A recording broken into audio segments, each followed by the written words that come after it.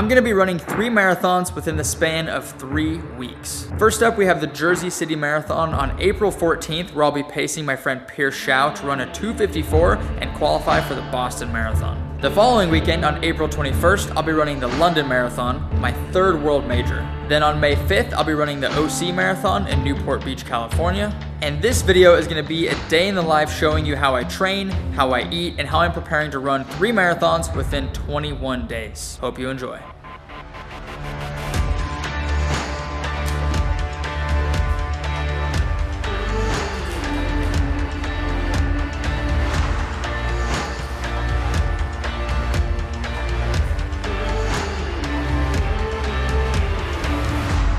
Good morning, sir.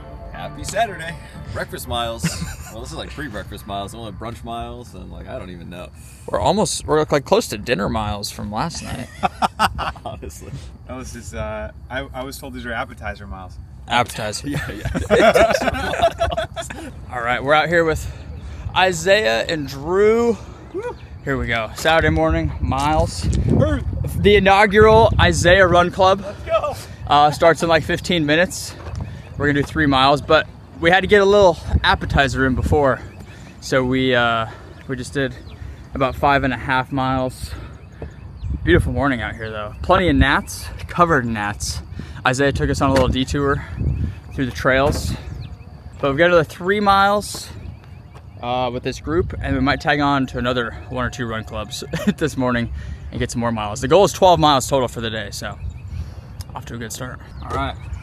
A little mid-run refuel with some raw milk. There's nothing like it, truly. It tastes good. It's good for you. It's the best. You want some? You know, I'm good for now. Thank you, though. I appreciate the offer.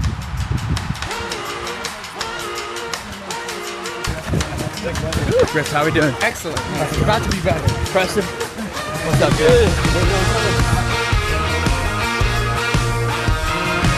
Don't run a lot. All right, wrapped up another 3 miles with Isaiah Run Club. Now we're getting ready to hop into the Raw Dog Run Club here. Drew, are you ready for Raw Dog? Are you going to? I need 10 today, so I mean we got to keep going. What are we at? I'm at like 8.75, I think. Yeah. So I need another 3.25, another 5K. Here we go, Raw Dog Run Club. I've heard a lot about this club. I think it's huge. I think it's like a few hundred people. So it'll be fun. Dude, love a man that stays strapped with milk, baby. I'll let you do the honors. Are you a raw milk guy? I am today. Here we go, Griffin. Bro, I feel like I'm on those like COVID videos of like Tory Lane's throwing milk on girls. Dude, it's good. It's delicious. That's how you stay fueled up between run clubs. I don't know what else you would want. This man got truck milk. I don't know. We're about to see how this milk hit. Truck milk. I drink milk every day.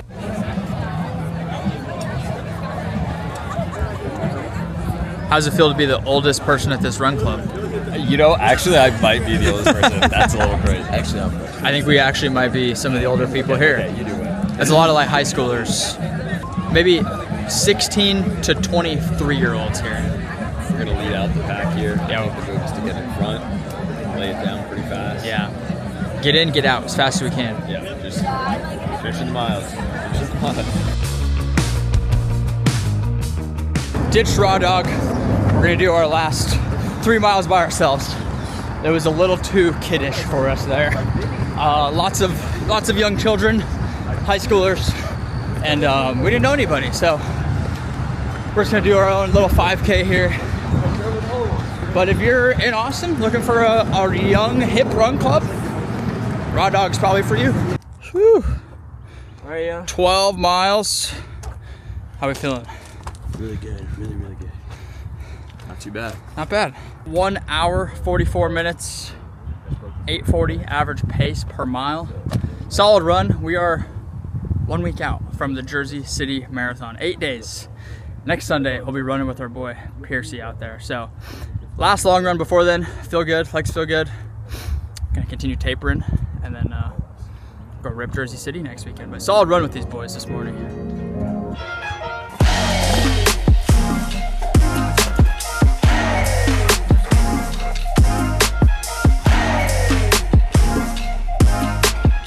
All right, guys, we are back home and I am making the dogs some food. This is not my food, this is dog food. But I thought I'd show you this because it's actually pretty cool. We used to feed the dogs a raw diet. We would go to the store, we'd buy them steak, we'd buy them chicken, pork, eggs, blueberries. We'd give them like a full raw diet. Obviously that's very expensive. It's time consuming. It's not very convenient because they get fed twice a day. We got to make sure they're fed, we're fed, all this stuff. And we also want to make sure that they're getting the proper balance, the proper nutrition and all that stuff. So we stopped doing that and we actually found this brand called We Feed Raw. And it comes in these little like frozen packets of meat basically. There's like all kinds of other stuff in there. We thaw it out and then with each meal, they get some kibble still. But then we throw in a few chunks of these raw meat squares. I think there's like veggies and fruit and stuff kind of intermixed. But they get this food. They absolutely love it. It's still raw. We all try and eat healthy around here. They love it. This one is duck patty recipe. So yeah, if you have pets and you want to feed them a healthy raw meal like they're intended to, then you can check out We Feed Raw. Look who it is. Breeze back in the vlog. We are at the farmer's market here in downtown Austin. I'm not really sure what we came here for, but we love going to the farmer's market. We like checking stuff out. It's all local produce and goods and all kinds of good stuff. We usually get something for the dogs, like they have antlers. Somebody sells antlers here we can give them to chew on, or like beef bones. Are you looking to get something here? Maybe a juice. Oh, Bree does love her juices. Maybe we'll get a juice. We'll go check it out though.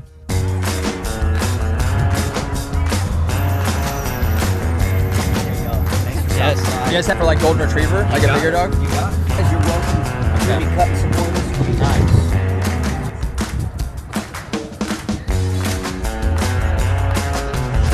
What flavor we get? Cucumber mint. Ginger beer? We got some good stuff.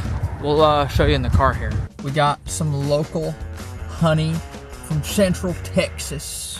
And then we got a couple antlers for the boys. They're gonna love chewing on these things. Frozen beef femur bones. They will suck the marrow right out of these things. They love these things.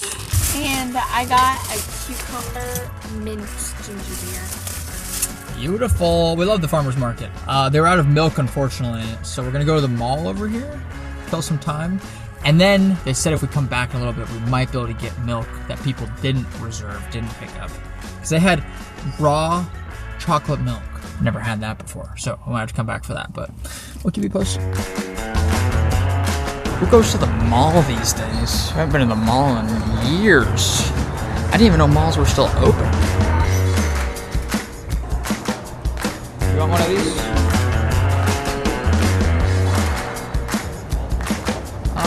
This is fun. All right, we are leaving Victoria's Secret. She got some stuff from Pink Victoria's Secret. Probably not gonna show you that, but we're now leaving the mall. Finally, as much fun as this has been, we're gonna go see if I can get my milk. Look at what we got. We got a gallon of regular whole raw milk, and we got a little pint of raw chocolate milk. I've never had or heard of raw chocolate milk before. I'm gonna give it a shot real quick. Oh yeah. Is it sweetened? Oh, that's good. It definitely has some sugar in it, but it's sweetened. It's so good though. My brain's an idiot, and he said, do I want a pint or a quart? Actually, he said, do you want a quart or a pint? Same difference. And I thought, like, in my head, like, oh, quart or pint. A pint's probably bigger, right? No. This is a pint. I should have got a quart. What was I doing? He did that last night at dinner too. The waitress was like, do you want it medium rare? And he's like, no, we'll do medium. But I wanted it more rare. More rare. More uncooked. I'm an idiot. All right, we are coming to a food truck park to get some food. Never been here before, but they got a lot of options, so we'll see what they got. We ended up getting barbecue from Jim's Smokehouse. We've got beef brisket, got mac and cheese, pulled pork, and beans. This looks delicious. How we feeling for barbecue? Hungry. We're hungry. Brisket. That's pretty good. All right, we just crushed some Jim's Smokehouse barbecue. That was delicious. Now we're going to REI. This is our final stop. REI for what? I'm gonna see if I can find a coat for Scotland because it's gonna be rainy the whole time and I don't got nothing. Yeah, we're going to London for the marathon here in just like less than 2 weeks. We're doing like a big road trip through Scotland and the whole UK and everything. So it's gonna be rainy and cold, so gotta make sure we're properly equipped.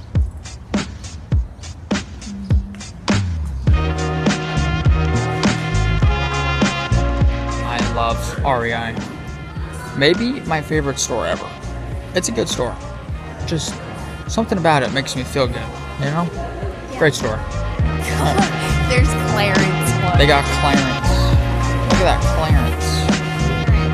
They're clearing it out. You could wear that.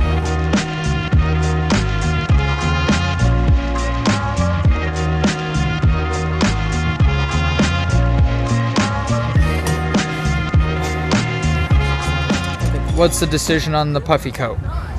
Undecided. I need time to think about it. I'm not an impulse buyer. It's a big decision. Those things are expensive. But it did make us realize we need to go camping more. I love that stuff.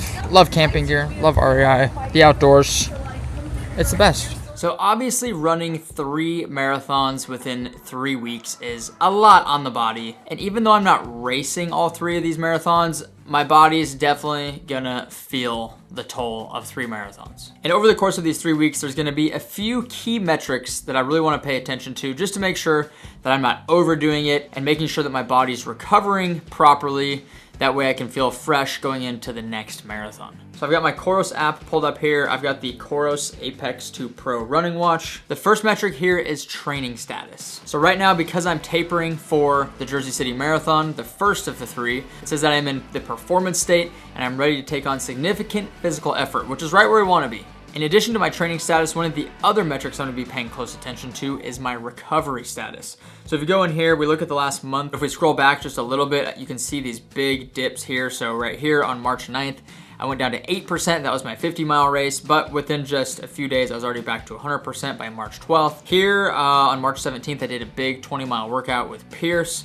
2 days later, I was already back to 100%. Here I had the speed project. That one took me a couple of days to recover just because I didn't have sleep. I skipped a whole night of sleep, so the watch did not like that, but we were back to normal fairly quickly. One of my other favorite pieces of data to follow is my resting heart rate. So let's click into that. Resting heart rate is a great metric to follow for not only recovery, but just overall well-being. A lot of times, even days before I catch a cold or get sick, my resting heart rate will go up a couple beats per minute, and I know that I'm probably gonna get sick or feel down for a couple of days. So I love paying attention to my resting heart rate. If we look at it for the last month, we stay pretty consistent. We're between 45, we had this big peak here, 58, that was right after the speed project. So sleep deprived, had a lot of miles on the body and was just not very recovered. So that was reflected in the resting heart rate. So I love paying attention to this. If it gets too high for too many days, that probably means I need to pull back on training, pull back on running, or make sure I'm recovering even more, usually sleeping more. And last but not least, one of my favorite features on the Coros is the sleep tracking. It is actually incredible how accurate I find it to be. So if we go to the last month, I averaged just over 7 hours of sleep per night. Obviously, as you can see here, like I missed a whole day due to the speed project. Lots of days of traveling, so I only got like 5-6 hours of sleep around there. And if you think back, that's where my resting heart rate was high. That's where I had a few more days I needed to recover, probably just due to the lack of sleep. So wrapping all that up, I'm gonna be paying close attention to my training status, my recovery status, my resting heart rate, and making sure I'm getting adequate sleep leading up to and in between all of these marathons. I absolutely love the Coros. There's so much data that you get from these things and it's so accurate. So I'm gonna be leaning heavily on this stuff to get me through these next 3 marathons. All right, guys, as you can see, we're in the garage gym. We're about to hit a lower body workout. I love stacking my lower body days with my long run or speed workout days. So we had our 12-mile long run today. This is gonna be our last leg session before the Jersey City Marathon next weekend. Typically what I'll do during a taper with strength training, I get this question a lot, is I'll do the same strength training routine, the normal weights, reps, sets, all that stuff, all the way up until the week of the race. And then once I'm within a week of the race, I will cut back the weights to either 50% and keep the same reps and sets, or I will keep the same reps and sets and just cut out the weights entirely. So basically same exercises, same routine, but either half the weights or no weights. A lot of it just depends on how I'm feeling, what the race is that I'm training for. Okay, so I start pretty much every leg workout, lower body session with a mini band, a little warm-up routine. So I'll first do some side steps.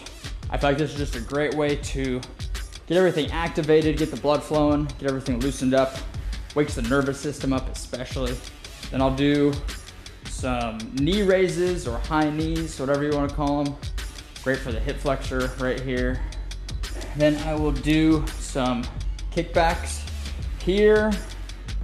Great for the hamstrings, glutes, hips, pretty much everything here on the posterior chain. Going into all these marathons and my 100 miler in June, I want to try and incorporate as much functional strength as I can.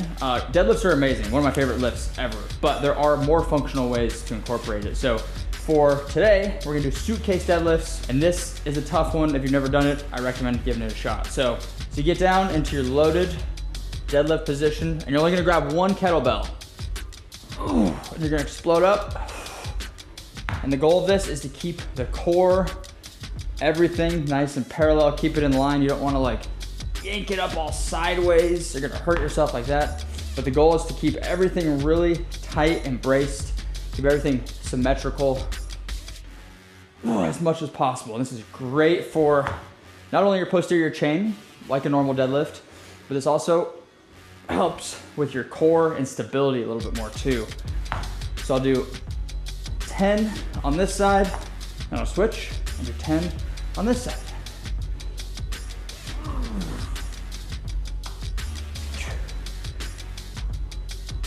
We're gonna do some box step ups here. Front rack position, step up, drive. Make sure to drive that knee up. These are fantastic to simulate hiking, that power and drive that's required when you're running uphill, hiking up a mountain. 3 sets of each on these, and we're going to do another superset. All right, next movement we're going into is Bulgarian split squats. Everybody's favorite. So we're gonna do just 6 reps on each leg here. These are gonna be tempo, meaning we're gonna count on our way down and explode up. This is a fantastic eccentric movement, which is great for building that quad strength, great for downhill running. My 100 mile race has a lot of downhill, so I gotta get these quads nice and strong. So we're gonna count 4 seconds down. 1, 2, 3, 4, pop up. 6 reps each leg. Here we go. This is how we get strong legs, strong quads, so we can rip some downhills.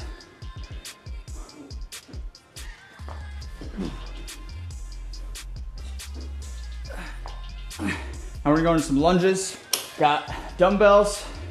We're gonna do 10 reps each leg.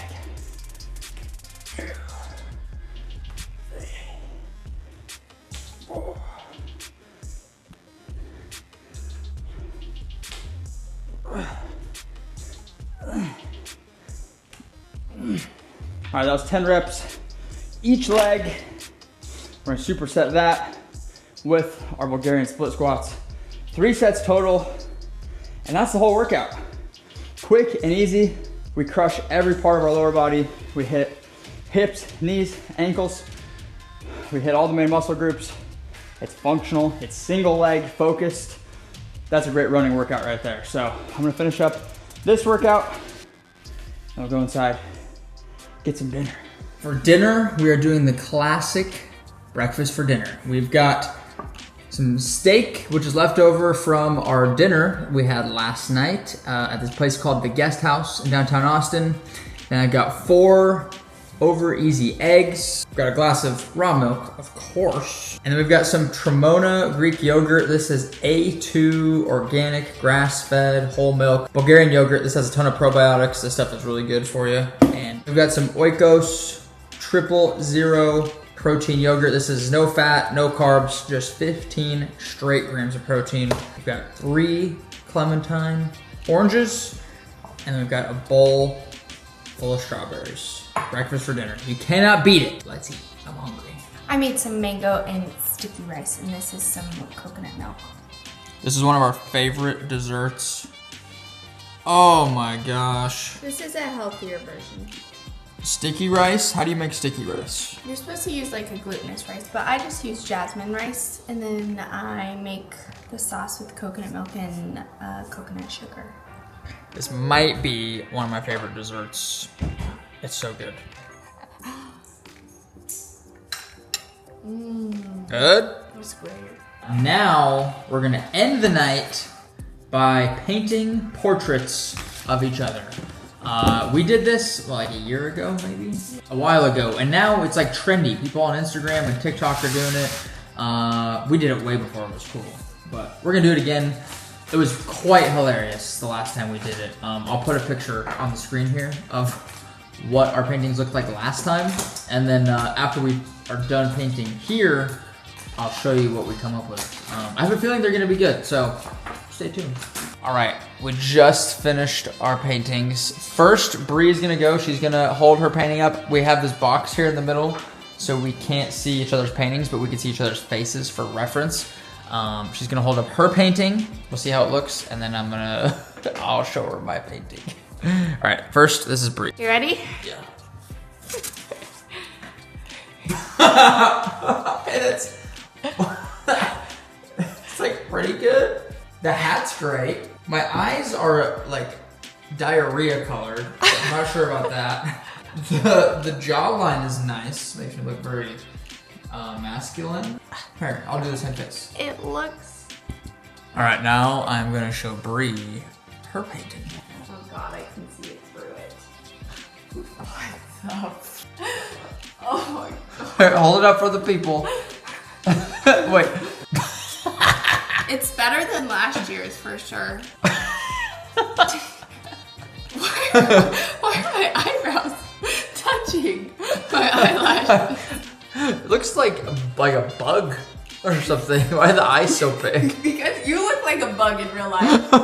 The final products. You're so wrinkled. Ideally, we would have canvases because the paper gets wrinkled. You have all these weird shadows and stuff. But you know what? I'm happy with what we've got here. This was fun. Thank you guys for watching the vlog. We're gonna be running 3 marathons in 3 weeks. Jersey City, London, OC Marathon. Hope to see some of you guys out there. Hopefully this was an entertaining video and you got something out of this. But thanks for watching. See you in the next one.